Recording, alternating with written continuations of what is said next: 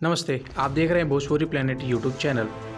भोजपुरी गानों से सबके दिलों पे राज करने वाले सुपरस्टार सिंगर समर सिंह का एक और ज़बरदस्त गाना रिलीज होने जा रहा है, जिसमें एक बार फिर से आप सभी को समर सिंह और अंतरा सिंह प्रियंका की आवाज़ सुनने को मिलेगी।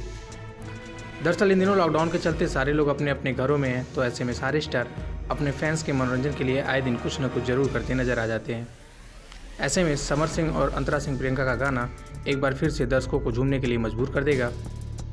आपको बता दें, समर सिंह के इस गाने का पोस्टर सोशल मीडिया के माध्यम से रिलीज कर दिया गया है, जिसे देखकर समर सिंह और अंतरा सिंह प्रियंका के फैंस और भोजपुरिया दर्शक इस गाने को लेकर काफ़ी उत्साहित नजर आ रहे हैं। समर सिंह और अंतरा सिंह प्रियंका के इस गाने का बोल है, करेजा बरेजा में से कूद जइहा, जिसे वर्ल्ड वाइड रिकॉर्ड भोजपुरी के यूट्यूब चैनल से 19 जून को सुबह 5:30 बजे रिलीज किया जाएगा।